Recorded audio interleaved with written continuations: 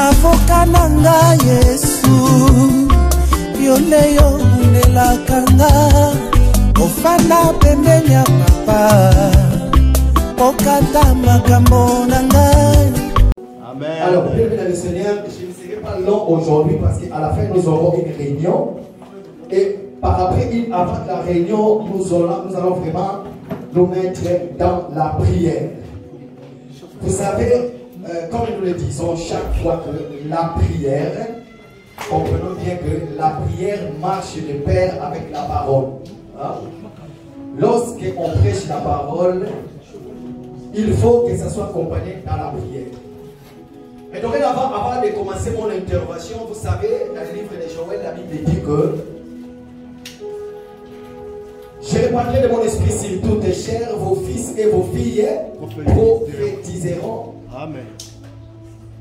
Et la Bible dit aussi que nous aurons quoi des anges, n'est-ce pas? Ouais. Dieu parle tantôt d'une manière ou d'une autre. Tout peuple qui est conduit par Dieu, Dieu parle. Le Dieu que nous prions, il est celui qui parle. Amen. Merci Seigneur. Il est celui lorsqu'on respecte le principe de Dieu. Le Seigneur parle, bien-aimé.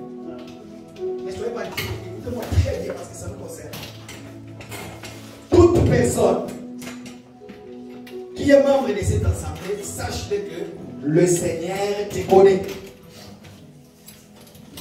Si seulement tu te dis que moi le Seigneur ne me connaît pas, ça veut tout simplement dire que tu es perdu. Alors, hier avec l'assemblée nous étions quelque part. Écoutez-moi attentif.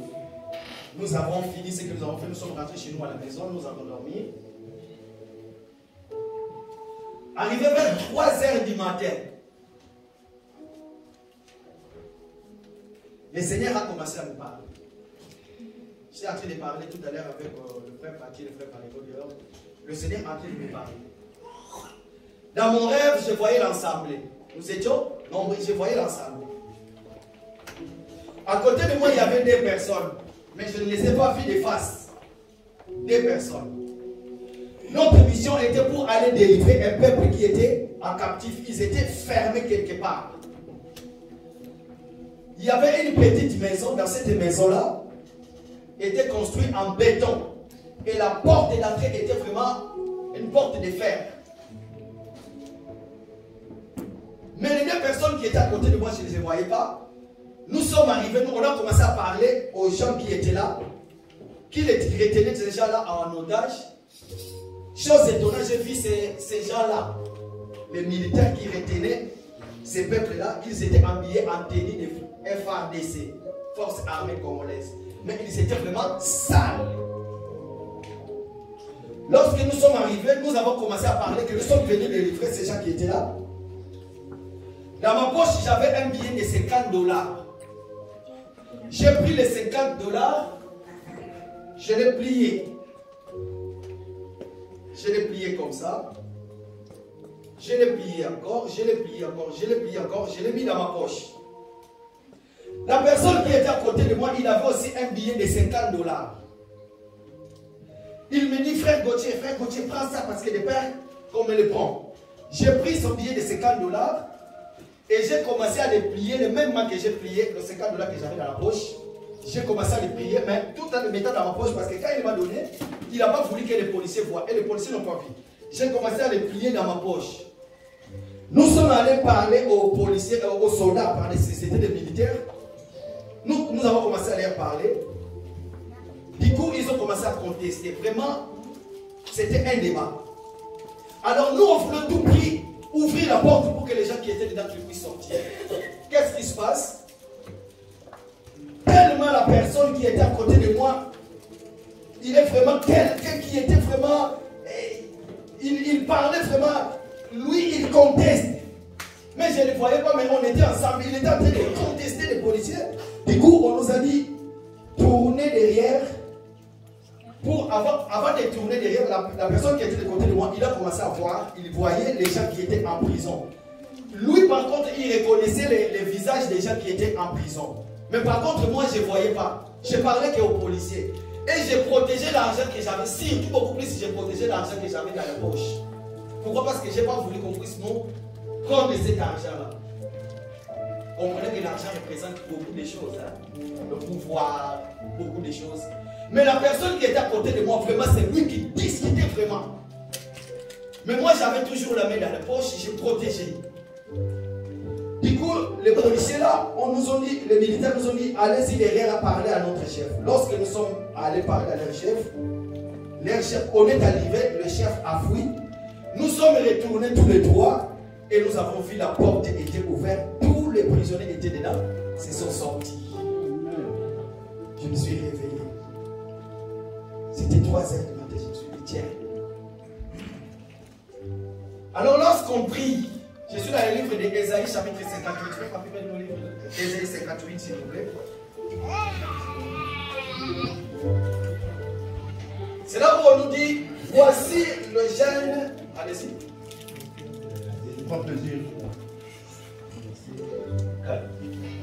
Voici vous jeunesse.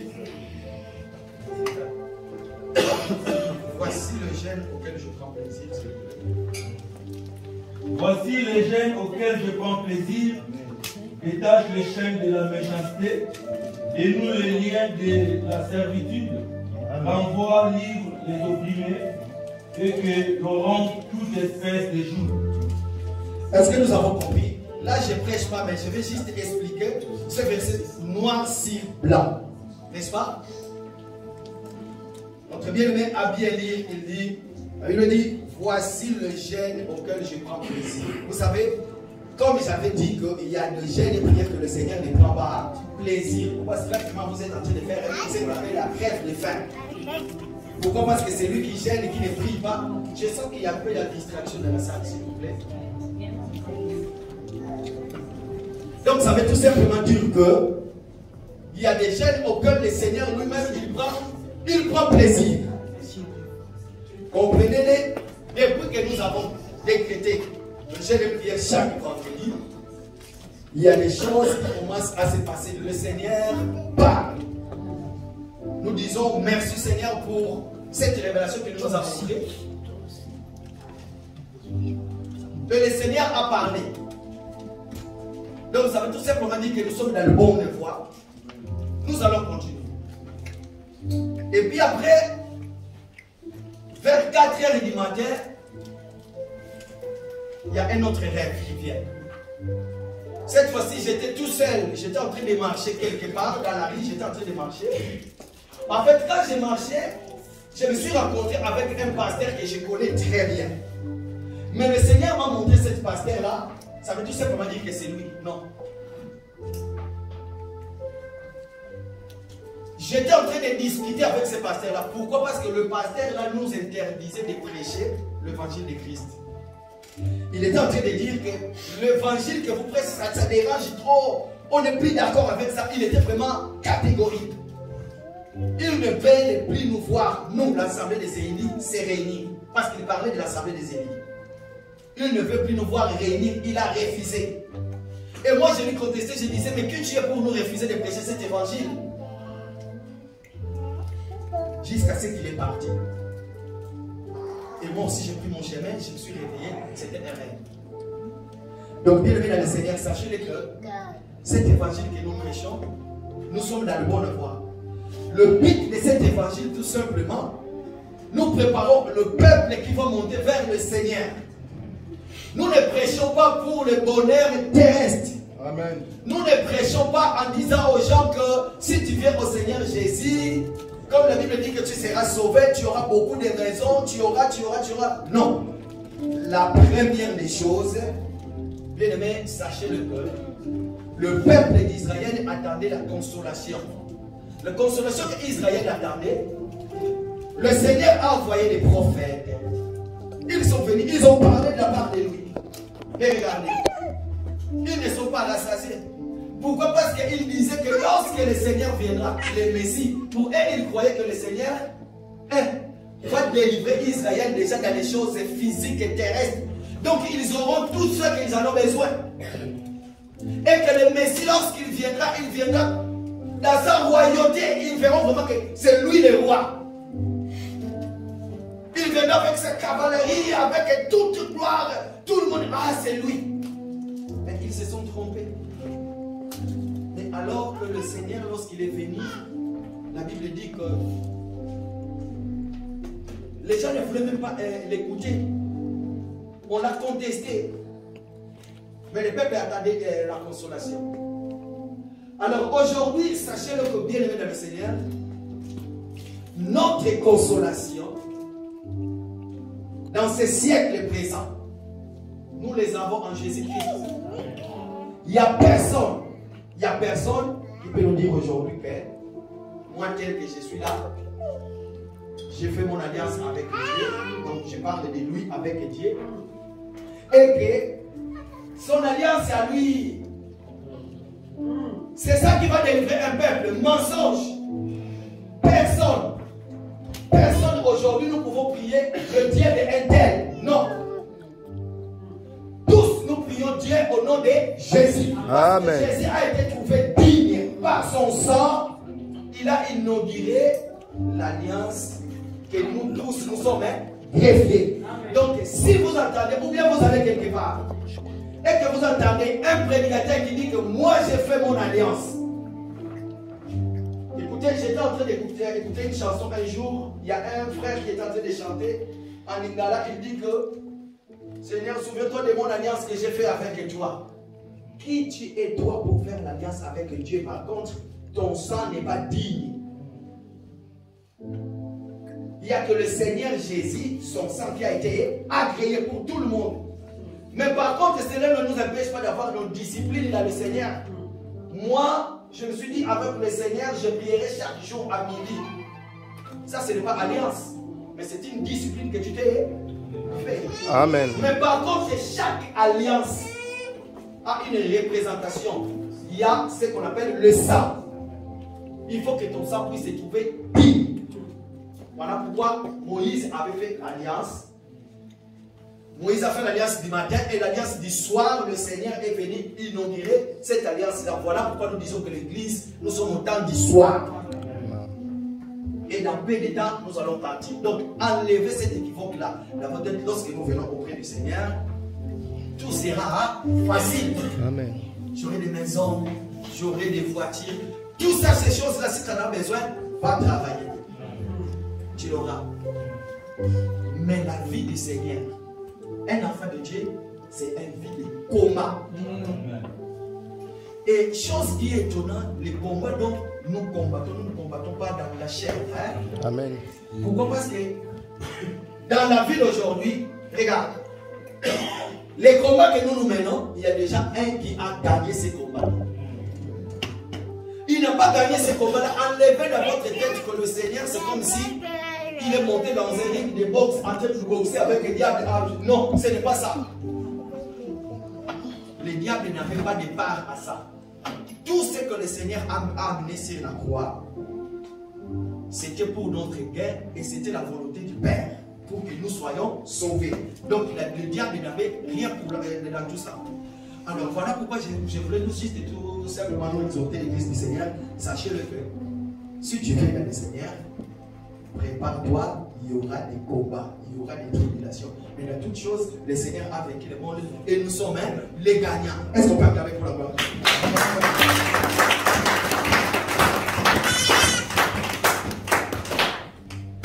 Donc, je veux tout justement nous exhorter là-dessus. Je ne vais pas prendre beaucoup de temps parce que nous allons prier. Après, nous avons des réunions à mener. Alors, depuis quelque temps, je suis en train de parler sur ces messages, le béatitude. Le béatitude que je suis en train de parler aujourd'hui, c'est mon 3e jour. J'ai déjà tout expliqué. Je suis sur les mots. Hein? Si chaque mot que le Seigneur a prononcé après le mot heureux, hein? Après le mot heureux, le Seigneur ajoute une phrase ou un mot. Le Seigneur ajoute.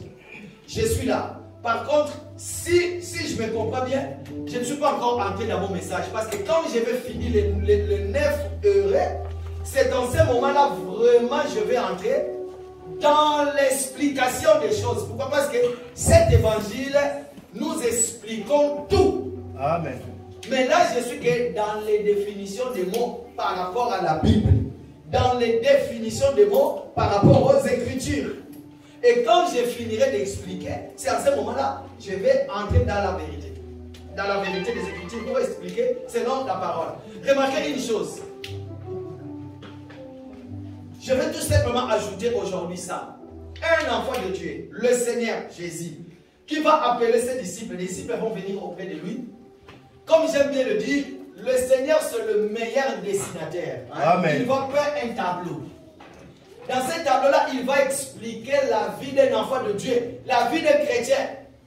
Le Seigneur lui-même, il le dit. La première des choses, lorsqu'il te regarde, il dit errer. Si tu me dis errer, moi aussi je dirais oui et amen, je suis erré. Amen.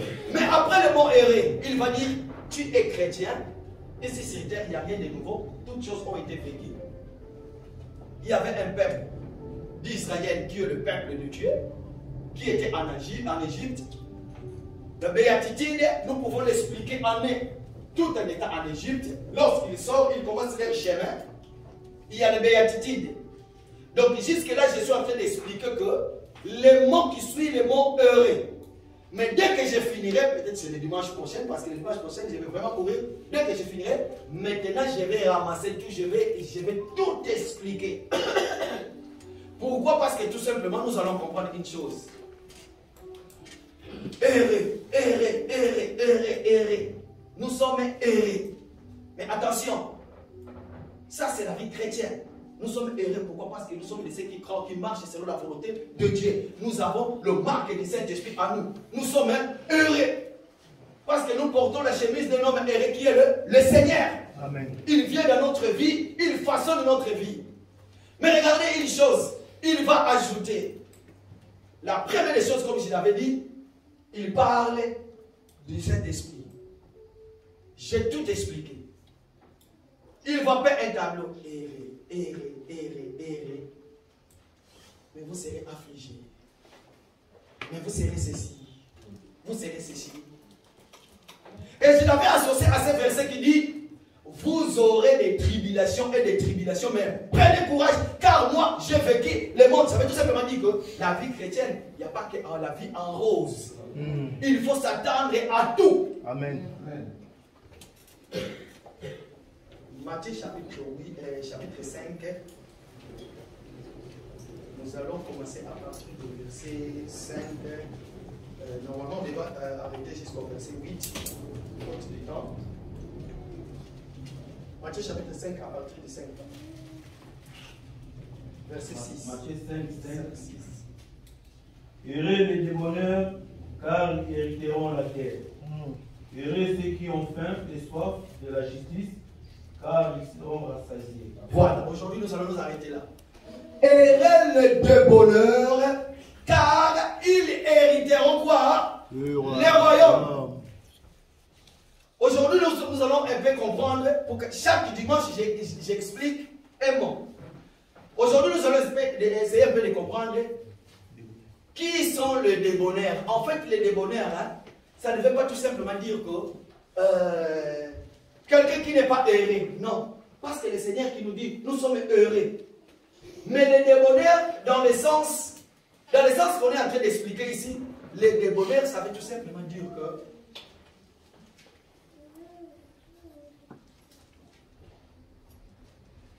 lisons un verset de la Bible. Nous sommes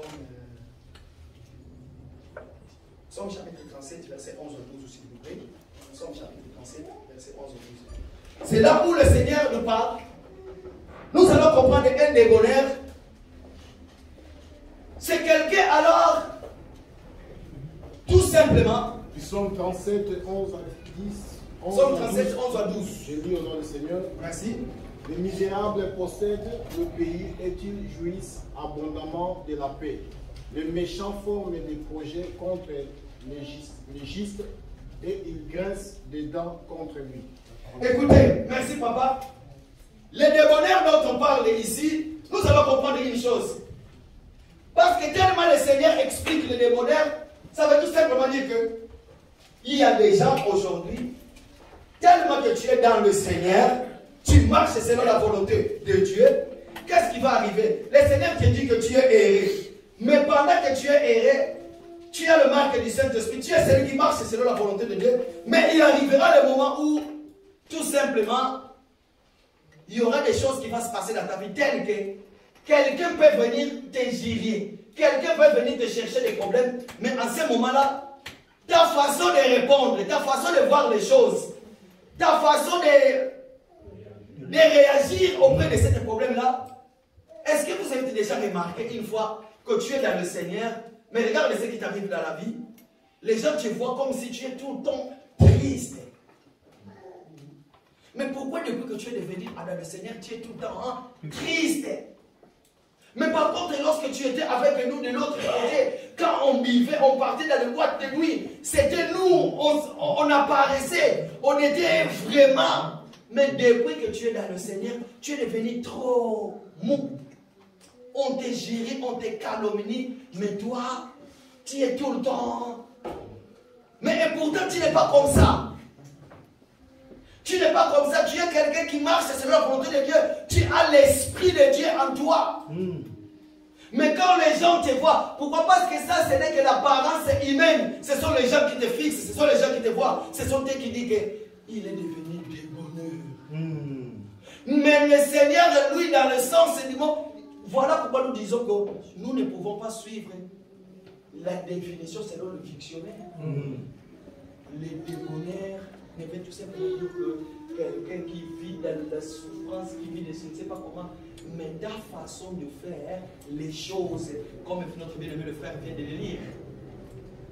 La Bible dit, errer les débonnaires parce qu'ils posséderont la terre.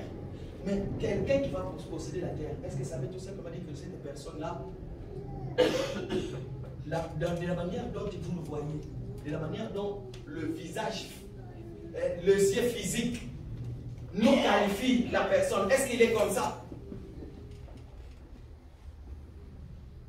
Mais par contre, nous les enfants de Dieu, lorsque nous avons ces choses-là en nous, tellement que c'est le Seigneur qui a brossé cette chemin-là, comment nous devons marcher, voilà pourquoi lorsque les gens te verront, les gens diront que tu n'es plus la personne que nous avons connue autrefois, parce que maintenant tu agis autrement. Regarde, l'Éternel va parler à son peuple. Ce peuple était dans la tristesse en Égypte. Lorsqu'ils vont sortir de l'Égypte, ils vont entrer dans le désert. Il y aura des problèmes. Écoutez ce que l'Éternel va dire. Lévitique chapitre 18, verset 1er. Nous pouvons nous arrêter jusqu'à verset 3. Écoutez ce que l'Éternel va dire. Il va dire le même béatitude qu'on a cité de l'autre côté. Mais le Seigneur aussi va les citer dans le livre de Lévitique chapitre 18, verset, à partir du verset 1er. Lévitique 18, 1er, je lis au nom du Seigneur. Amen. L'Éternel parla à Moïse et dit, parle aux enfants d'Israël et tu leur diras, je suis l'Éternel, votre Dieu. Continuez, papa. Vous ne ferez point ce qui s'est fait dans le pays d'Égypte où vous avez habité, et vous ne ferez point ce qui s'est fait dans le pays de Canaan où je vous mène. Vous ne suivrez point les usages. Merci, papa. Les interdits. Le Seigneur va interdire à son peuple de ne pas faire ce que se faisait autrefois de l'autre côté. Parce que vous êtes déjà les enfants de Dieu. Amen. Comme je l'avais dit que le Seigneur lui-même, il va peindre le tableau d'un enfant de Dieu. Mais vous êtes dans le monde, mais vous n'êtes pas de ce monde. Ne ressemblez pas aux païens de ce monde. Mais par contre, vous, regardez comment vous devez vous comporter. Galates chapitre, Galates chapitre 5, s'il vous plaît. Galates chapitre 5, verset 23. Regarde, un enfant de Dieu, qu'on dise de lui tout ce qu'on veut dire de lui, qu'on lui calomnie, qu'on fait de lui. Regarde la position d'un enfant de Dieu.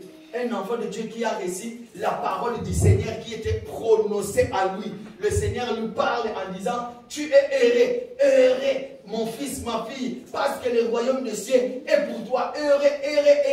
Regarde maintenant. Galates chapitre 5, verset 22 à 23, s'il vous plaît. Galates 5, 22 à 23, j'ai dit au nom du Seigneur. Amen. Mais les fruits de l'esprit, c'est l'amour, la joie, la paix, la patience. Papa, allez-y doucement. Lisez les un à un, s'il vous plaît. Mais les fruits de l'esprit, c'est l'amour. Regarde. Un enfant de Dieu qui bénéficie de la béatitude, qui écoute les sermons de l'Éternel sur les montagnes, la première des choses, la Bible nous cite quoi? C'est l'amour. L'amour.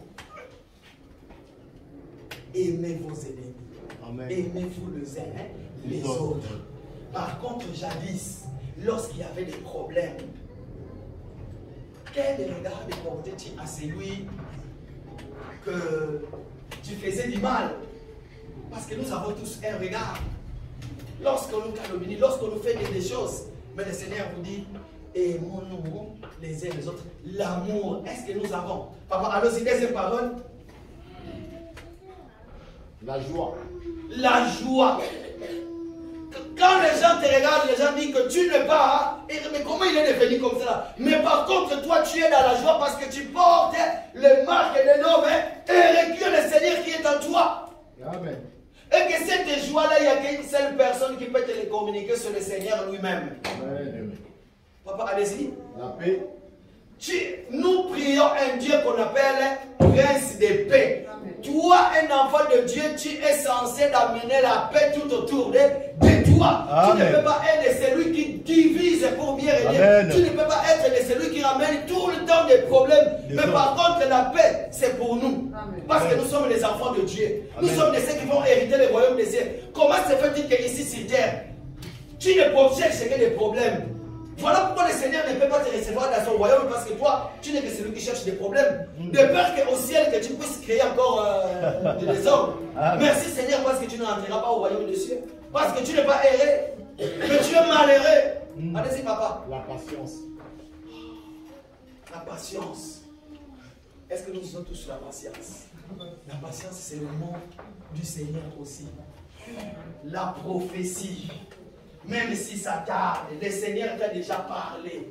Tu as des convictions que tout ce que j'en ai besoin, vous savez, dans le mot patience, à des fois, les gens peuvent poser à n'importe quel geste qu'ils veulent. Vous savez pourquoi? Parce que nous avons vu en Égypte. Vous savez, lorsque le peuple d'Israël était en Égypte, il y a eu des moments où ils ont vu des messies qui sont venus. Ils ont dit peut-être que c'est nous, mais c'est pendant qu'il n'était pas lui. Mais lorsque le Moïse est venu, Moïse, quand il est venu, personne ne le croyait. Vous savez pourquoi? Parce que Moïse était élevé dans la maison du Pharaon. Il y a des Égyptiens, il y a d'autres peuples d'Israël qui appelaient de Moïse, toi aussi tu es Égyptien. Parce que tu as vécu là-bas. Comment dis-tu que toi tu es venu nous délivrer? Voilà pourquoi il faut que tu nous montres des signes pour que nous savons qui t'envoie, qui es-tu. Voilà pourquoi le Seigneur va lui dire, lorsque tu iras, quand on pose la question, qui t'a envoyé, tu dois dire ça. Et le Seigneur, les jours où il va venir, remarquez une chose, le Seigneur Jésus va commencer à marcher, ce peuple, ce Messie qui était aveugle, pour que ce vrai le Seigneur sache qu'il appartient à Abraham, il fallait qu'il appelle Jésus, Christ d'Abraham. Allez-y, papa. La bonté. La bonté. Est-ce que pratique-t-il la bonté? Allez-y, papa. La bénignité. La bénignité, allez-y. La fidélité. La fidélité, nous connaissons très bien. La douceur. La douceur d'un enfant de Dieu. La douceur. Est-ce que as-tu la douceur, papa? La tempérance. La tempérance. Waouh! La loi n'est pas contre ces choses. La loi n'est pas contre ces choses. Amen. La loi n'est pas contre ces choses. Bienvenue dans le Seigneur.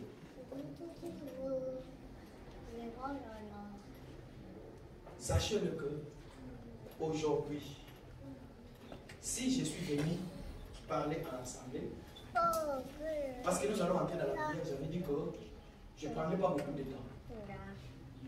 Mais permettez-moi, le vendredi, je vais continuer mon message parce que j'ai couru, j'ai sauté beaucoup de choses. Le vendredi, je vais commencer un peu plus tôt la prière. Je vais en parler encore. Ça va nous aider un peu dans la prière. Regardez bien. si nous sommes là, Matthieu chapitre 5, le Seigneur parle à tous ceux qui vont hériter le royaume du ciel. Si c'est vrai que tu vas hériter le royaume du ciel, je vous invite à méditer ces versets de la Bible. Alors, mettez-les en pratique. Ça sera une bonne chose pour nous. Vous savez pourquoi? Parce que le temps est dur. Ne croyez pas que tellement que nous sommes là, tout sera facile pour nous. Amen. Les jours qui vont venir, je vais maintenant ramasser tout, je vais entrer dans le détail. Mais pour aujourd'hui, parce que nous avons beaucoup de choses à faire, je suis venu que vous exhorter. Que le Seigneur vous bénisse, que le Seigneur bénisse sa parole. Amen.